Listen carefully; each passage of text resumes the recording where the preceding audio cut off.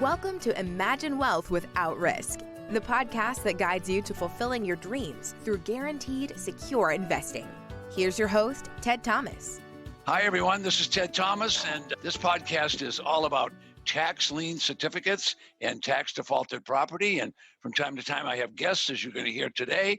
But I call this podcast, it's called Imagine Wealth Without Risk. And so we try to teach you ways that you can make money and not take a lot of risks. And I think that's one of the important things that is left out in life. Everybody says, be careful. So we're going to talk to people that have been careful and they do very well.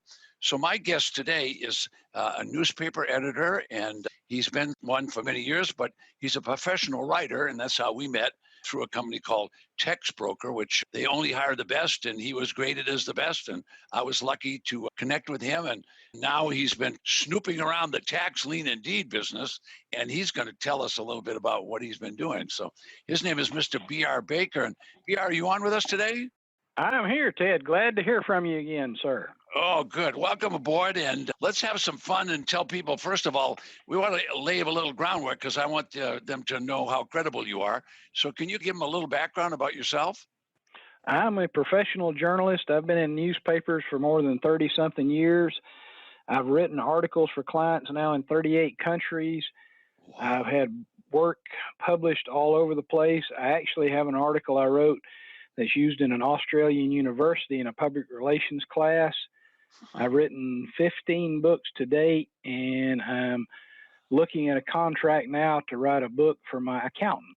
He wants a book on farm planning and ag analysis and that kind of thing. How nice is that? Congratulations. Now, Thank you, sir. I hope he's going to give you a big advance. That's what authors always say. I got a big advance. So I wish I could get an advance.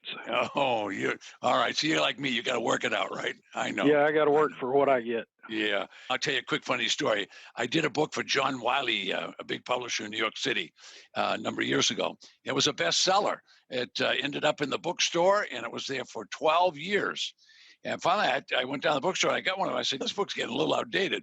So I called him up on the phone and I said, gee, what are you going to do? We got to take it out of the bookstore.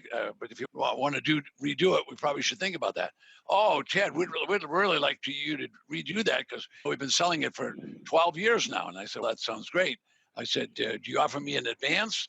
And the advance was so low, I had to gratefully decline because you know how it is. You got to all too well. Oh boy! So anyway, listen. Tell me about yourself, a little about your personal life. I know you donate time to help people that got themselves in trouble at the prisons and so on. And I'm a state certified prison minister. I have a ministry at what's called an RSAT, Residential Substance Abuse Treatment Center, here in my community. The gentlemen who go there are arrested for various chemical related charges, be like DUI, possession, that kind of thing. And the judge doesn't think they deserve to be sent to jail. He wants to give them some help, so he sends them there.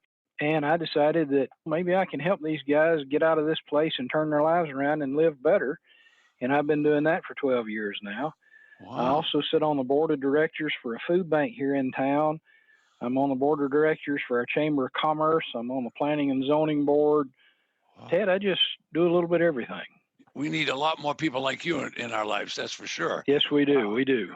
You're helping a lot of people. Now, that element is tough to handle. So you have that, I guess I shouldn't say criminal element, but that people that got involved in drugs. Now, are you a pretty strong guy that you can handle that thing, or did they treat you real good? How does that work out?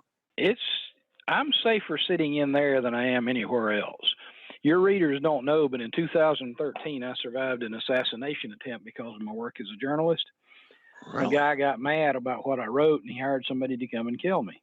No. And when I go into the prison, and oddly enough, it was a finance-related article that I wrote that he was offended by. But when I go to prison, it's just cool. The guys there, they look to me like the father figure some of them never had.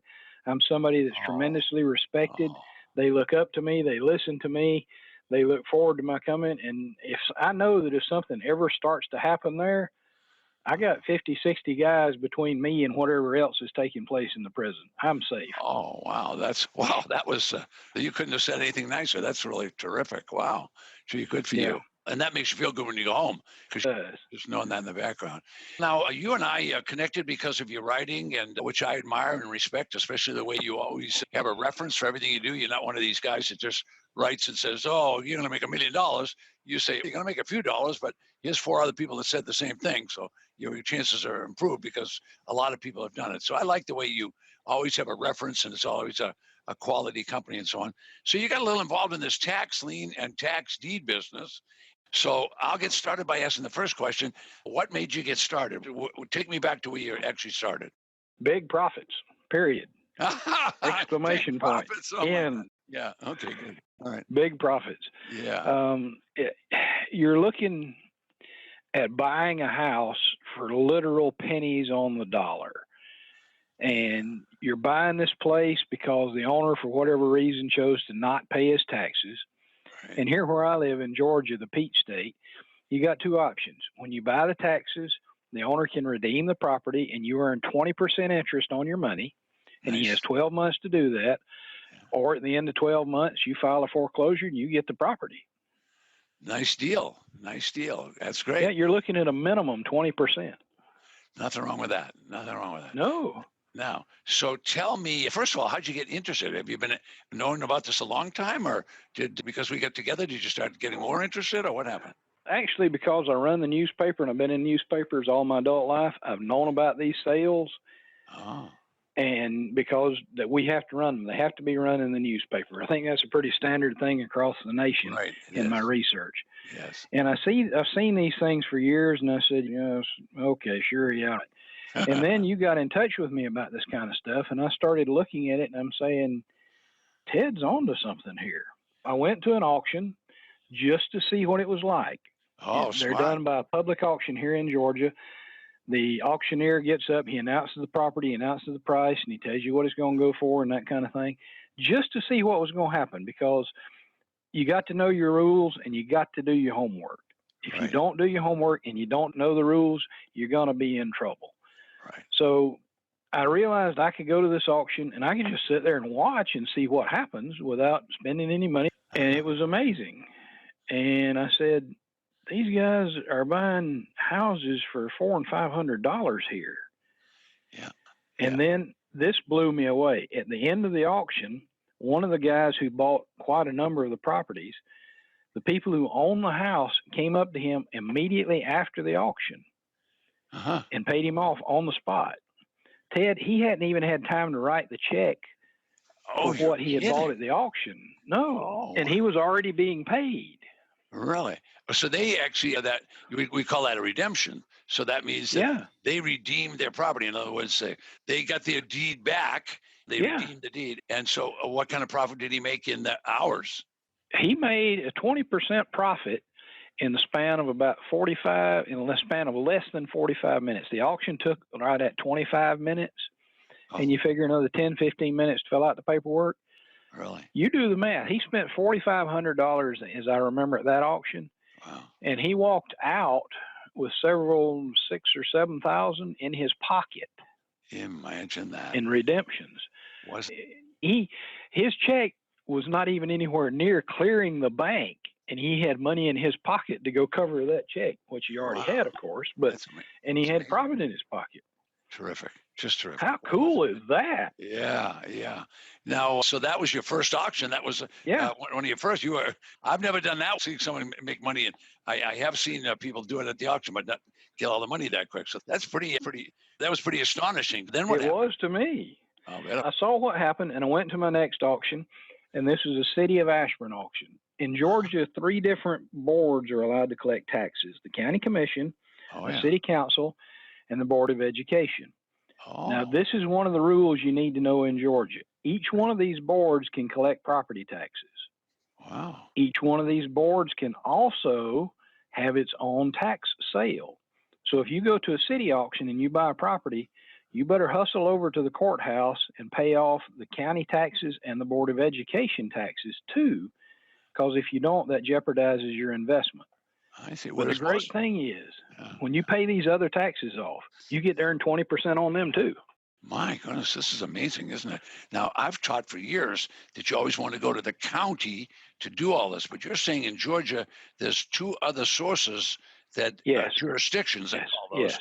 two other jurisdictions that actually have tax auctions. This is Yes. really inside. This is insider information, isn't it? People don't know I this. guess you could call it Yeah, that. legally, we're doing this. We're not doing anything that's not legal. But my point Yeah. is, I don't think most people know that. Georgia is a different state. Every state has different rules, and every county within every state also has different rules. Georgia is one of those where each one of these agencies can do its own taxes. In Georgia, most of the cities do their own tax billings. Most of the boards of education piggyback on the county. Oh, I see. That is not the case everywhere. That's why you got to know the rules and do your homework. When you go out and research one of these properties, you need to find out if there are past due taxes from the county, from the city, and from a board of education. Now, of course, if the property is not located in a city, you don't have city taxes. I see. Okay. Now, where did you go to find all that information? I went to City Hall first because my second auction was a city auction. I went and talked to the city tax collectors. I found out, saw the notice in the paper, which I published. I got a little inside information there. I get a couple of days jump on everybody else. But it doesn't matter because they've got to run the announcement for 4 weeks prior to the auction. So I really don't have a leg up. I really don't. Made you feel good. And I found out what the properties were. I looked at ones I wanted to buy. I went over to the courthouse and I said, all right, can you tell me if there are any past due taxes here? And here our Board of Education uses the county tax collector to bill their taxes. So they told me what the county taxes were. Good. And I added the city bill to the county bill and came up with a total I knew I'd have to spend. I came up with a bottom amount I would have to spend. That was a bare minimum. And then I started looking at my own finances and said, all right, I can bid this much on this property because I had that much in my bank account. And I said, I can spend this much and then we'll be good to go. And then I went to the auction. Great. And I got outbid. Oh, well, that happens. But I tell my students if they get outbid, come and cry on my shoulder. Don't feel bad because there's always another auction, right? There always is. Georgia requires tax auctions to be held on the first Tuesday of the month. Right. And that means some county in Georgia is having a tax sale somewhere. Every month you can find one somewhere in Georgia. And you don't even have to bid in Georgia. You can bid in any one of the states or District of Columbia. In the research I've done, there are dozens, literally dozens of tax auction sales held every week somewhere in the United States. And most people don't even know this. I create manuals with directories in them of all the counties. And of course, nowadays we can put that online. So we have little external drives or thumb drives that people can access. We put all that on my website. And I think last time I did a rough guess, I think it would be interesting to see what your research showed. I think there was about 5,000 tax auctions every year in the United States. I think that's a low estimate, Ted. Do you really? I really do. Wow. You look at Georgia, we've got 159 counties and 164 school systems and somewhere around 900 to 1,000 cities. And all those cities are qualified or authorized, I guess is a better word. Yes, they're authorized to have a tax sale, and they usually do every year. Wow, so that's an auction a person could just learn about city auctions, and they could have a nice income from that. You could, but remember, if you in Georgia and you buy one at a city auction, you've got to go pay off the county taxes and the Board of Education taxes. Okay, so they might not be having a county auction; they're having a city one first. And when you buy the city one, will you automatically pay those taxes, or it would just still be a lien? No, you don't automatically. You got to go to the courthouse and get the information and pay it off. Wow, I bet people don't. And it works the other way too. If you go to the county auction and you buy a property, and the property is located in the city, then you've got to go to City Hall and pay off the taxes there. It's not automatic. Wow, that's one of the rules. You have got to know the rules to be successful. That's for sure. That's for sure. Wow. So this is really interesting. When did you buy your first one? 2 or 3 auctions later, or how'd that work out? Very next auction. Oh, yeah. Okay. Found out, we got the notices in the paper, and I started looking, and I went and looked at some houses because it's here in my community. I just got in my truck and drove around and looked. And I saw one, this is amazing. It's about 4 blocks from my house. No and kidding. I went and looked at it, and it was empty. And the guy who had owned it was doing work on it when he was arrested. I know that too because I run the newspaper and I run the arrest reports. He was in jail and going to be there for quite a while. I said, here's a good investment opportunity. And this one was great. Oh, I love this. This is a great It's story. a 2-story house. It's 3,000 square feet. It's made out of what we call heart of pine lumber, which is really old pine trees, really firm, really heavy duty stuff. Beautiful, just gorgeous wood. It's built to last. Is that what you mean? Built to last? Is that yes, it's built to last, and it's raw wood inside, just with a clear varnish on it. Oh my God, it was so beautiful. When I bought the house, my daughter went with me, looked at it, and said, "Daddy, can we move in here?" Really? I said, "Yeah." She wanted to. Yeah. It's like 9 bedrooms. She wanted to move upstairs and have the whole upstairs to herself, but she'd have it a dance required studio. some work. On Friday nights, she'd have dancing going on up there. Oh, she could have, yes. Yeah. She loved to dance. So, yeah, that was possible. Yeah. But it did need some work. And I bought the house knowing that it needed work. But I also bought the house saying, I'm going to buy this thing, and I'm not going to keep it. I'm just going to sell it. I did. Good. And here's the even better part on this one. I sold it 4 times. Oh, you mean the people didn't pay you or what? They did not pay me. The first lady I sold it to, she was somebody from out in California. I posted it on Craigslist. I said, owner financing. And she paid me a few $1,000s, and she quit paying. A few months went by, and I foreclosed on it and took it back and kept all her money. Wow. So you made $2,000 on a sale. Good for you. That was great. Well, yeah. And then the next person came and looked at it and gave me a down payment and disappeared. Oh, my goodness. The next person came along, gave me a down payment and said, something happened. I believe his wife got laid off or something. He said, I'm sorry, I just can't buy it, but keep the down payment. And I did. So how much did you make on those 3 down payments? Between the gal who was paying me and the 2 down payments, I probably made somewhere around $3,000. Oh, and I had a grand total of about $2,000 invested in the property, and I still had the property. I can't even calculate the ROI. What's the return on investment? Over 100%. I'm thinking about 30%. Oh, you did well. You did really well. Good for you. And then I sold it again. And the gentleman who bought it this time, he's kept his mortgage payments up, and he will actually pay it out at the end of this year. And when you compute the interest I made on it, he's going to wind up paying me somewhere in the neighborhood of $15,000. Oh my goodness! And how much was your investment? $2,000? Right at $2,000. That's grand total. That's what I spent in the auctions. This is the kind of dream that people have. People dream about putting up $2,000 and making $15,000. This is really good. Really good. You just got to pay attention, do your homework, and know the rules. And so that was in your neighborhood, or a place where you've been living for some time. Oh, yes. Yes, up the street from my house. Oh, my goodness. And the $2,000 covered everything I spent in the auction. Yeah. It covered the other past due taxes. When it came time to foreclose, it covered the foreclosure notice in the newspaper, and it covered the attorney's fees. The attorney's fees are usually higher than that, aren't they? Is that a pretty low attorney's fee or what? That was a fairly low attorney fee. I think they charge, I think it was like $450 to process the foreclosure for me. Oh man, you got it done real cheap. Good for you. I did. Yeah. It was they based their cost on what I paid for the house. Oh. So when I bought the house I'm living in now, I paid 50 something thousand for it. So my attorney's fees on that one were a good bit more. Yeah. But even so, they base it on a percentage. I see. Yeah. Let's go back to these auctions because okay. I want to ask you: is it exciting? Is it dull and drab, or what is it like at one of these auctions? It is not an auction like you were anticipating. It is not one of these rapid fire, spitting it out and done kind of things. Oh. The gentleman who does our auctions here says he'll read the legal description off, which is just a few lines, and he'll say the opening bid is this amount. Do I have a bidder? Yes, there is a bidder. And then he'll do the next increment. Let's say the opening bid is 500. Do I hear 525?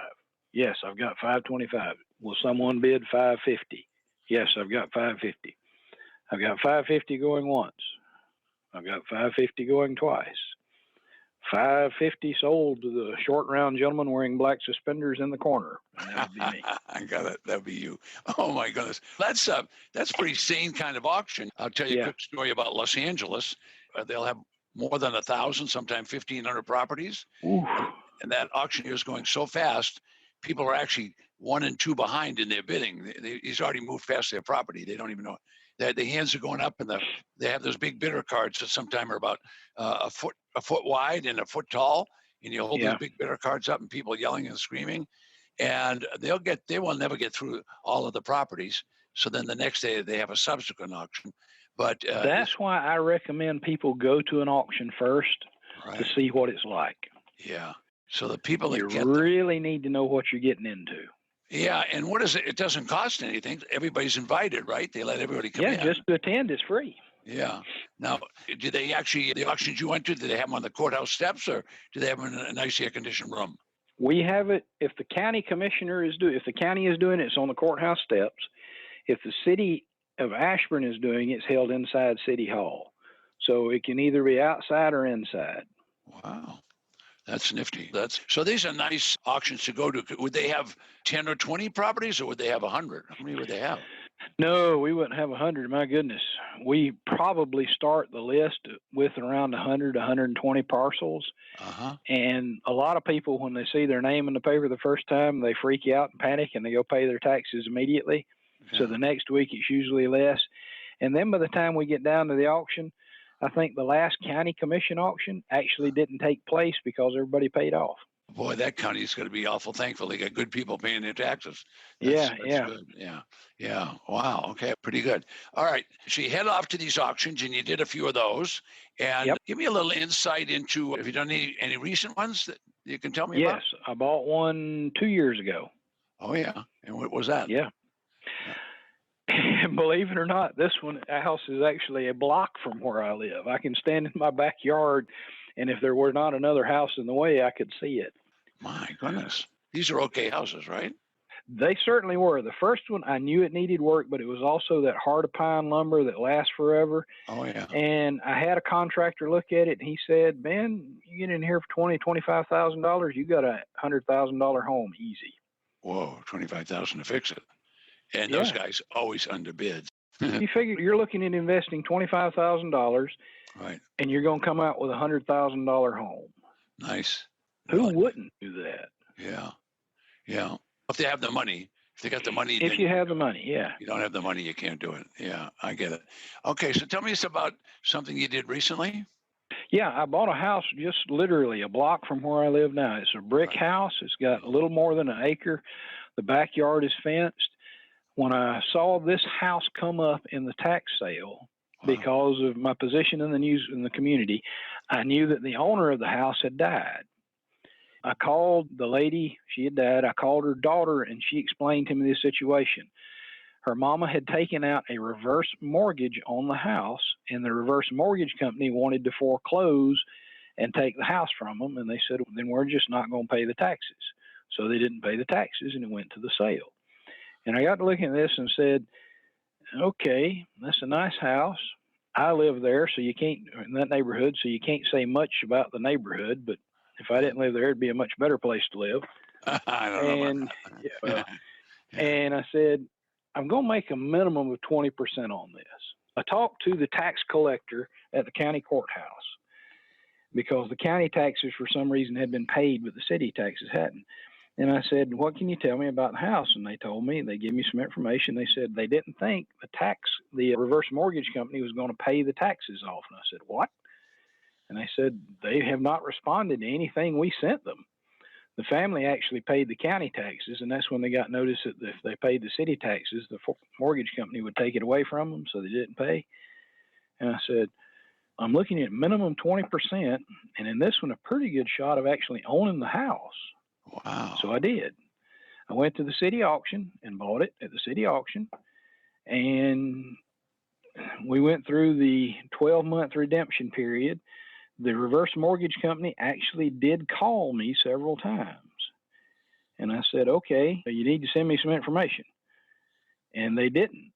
And I never could get any information to them. And I finally got to the point where I said, all right, fine.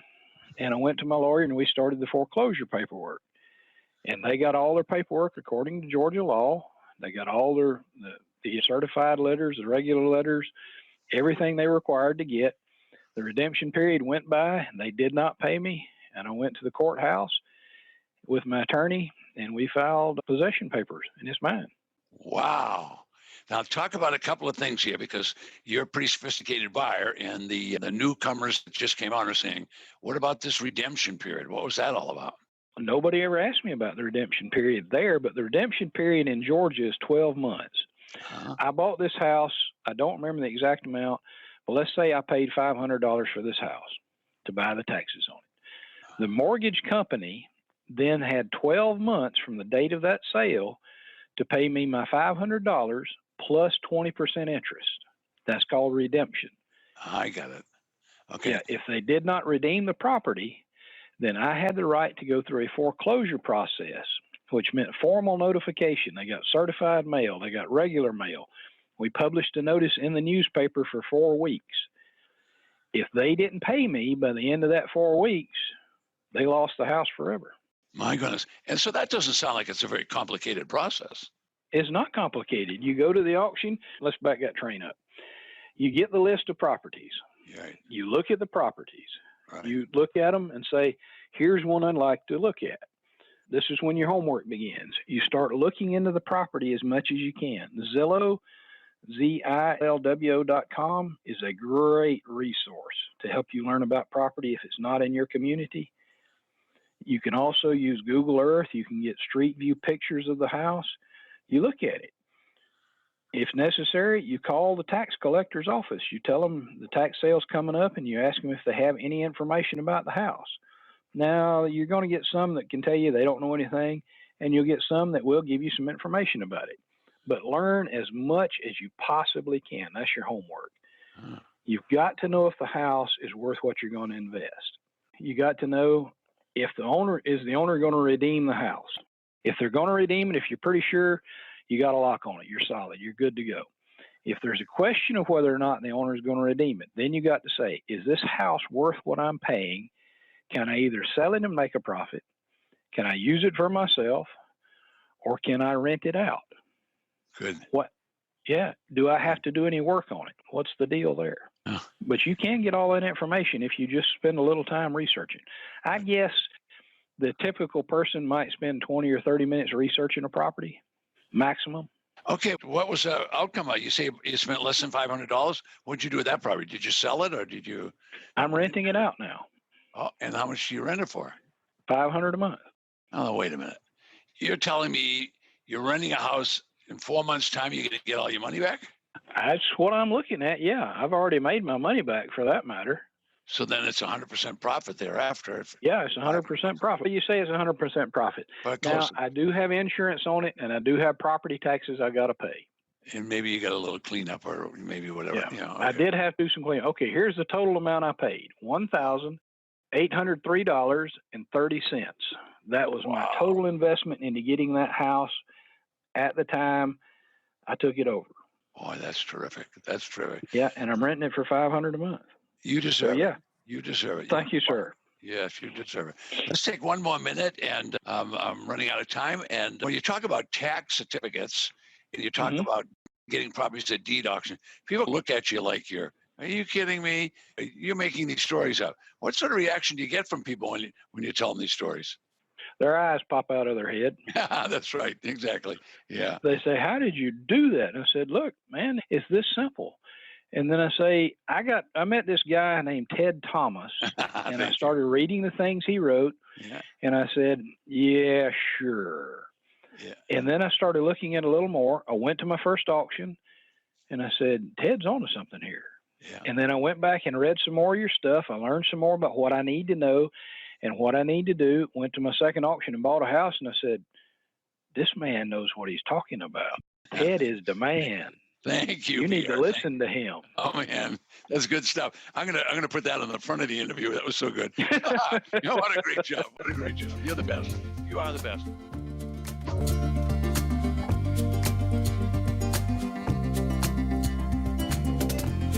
If you ever have any questions, feel free to email info@tedthomas.com. Again, that's info@tedthomas.com. And within 24 to 48 hours, you will have your answer. See you guys next week.